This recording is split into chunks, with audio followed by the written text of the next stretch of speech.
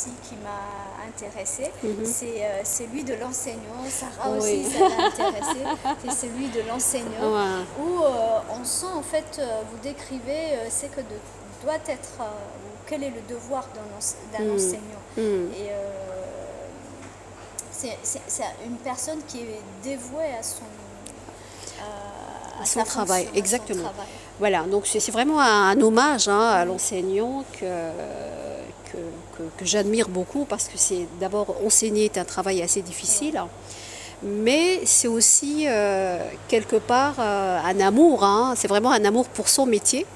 Et donc c'est décrit comme une vocation qui, malgré les petits problèmes, les difficultés, fait que l'enseignant reste très attaché à sa classe, à ses élèves.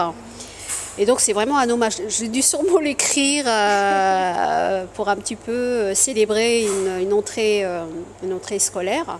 Et donc je montre un petit peu ce côté un peu rustre, assez difficile, mais quand même qui fait que ça renforce hein, et ça donne à l'enseignant un petit peu un statut d'un héros parce qu'il transmet le savoir, il transmet le savoir-être aussi, les savoir-vivre, mais il a aussi cette relation assez particulière avec sa classe, avec ses élèves. Donc c'est une manière un petit peu de lui dire continue et c'est un beau métier. En tout cas, moi je dirais que c'est le plus beau métier du monde. Hein. Je suis tout à fait d'accord avec vous. Et puis, je trouve que l'enseignant, c'est aussi l'avenir d'une nation, parce que c'est lui qui transmet le savoir, c'est lui qui illumine le regard des enfants. Et en fait, c'est le Superman et Superwoman Oui. des enfants, parce que chacune de nous, c'est quand même un ou deux enseignants qui nous ont donné l'envie d'aller loin. Exactement. Et ça, c'est très important de leur rendre hommage. Et je dirais, tous les écrivains devraient, à un moment donné, travailler là-dessus. Voilà.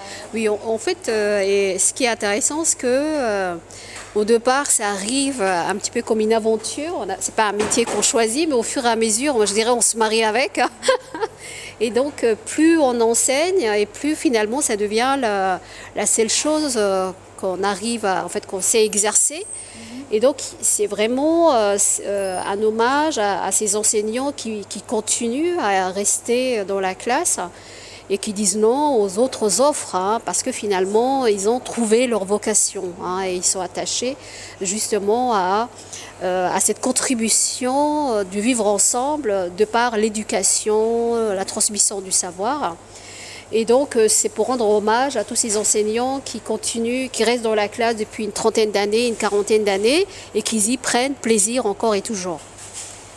Moi, j'aimerais bien, si vous pouviez nous lire deux passages, celui où debout sur ses deux pieds, toujours. C'est la page 23. 23. Alors, je vais un petit peu. Voilà, donc j'y arriverai. Bon, je serai obligée d'enlever pour lire un petit peu.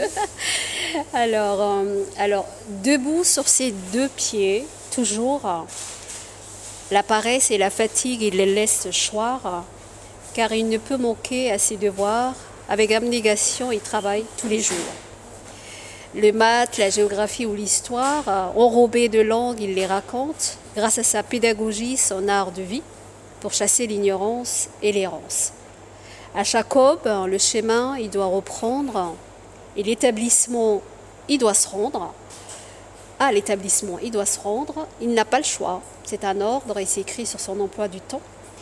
Alors à Oumouli, au fin fond de Balbala, à Pécadouz, sur la colline d'Arta, à Assamon, à Aïdalou ou autre part, malgré les hasards du transport. Dans les bus bondés à rabord ou le taxi qui coûte trop cher, des fois sur bicyclette et bajage, en autostop ou sur covoiturage, avec ses deux pieds et son cœur, il lutte avec acharnement contre les absences, le retard, pour ne point manquer son heure et son rendez-vous avec ses élèves. C'est sa motivation, sa boussole, malgré les peines, c'est le sourire qu'il affiche en traversant la cour. Et prend place sur son siège de maître, la transpiration et les souffles courts. Il n'a pas le temps de le faire taire, le voilà qui commence déjà son cours. Car plus d'une centaine de yeux les jugent, lui le bénit des cieux. Ils sont en attente, tous très curieux et n'oublient jamais de le remercier.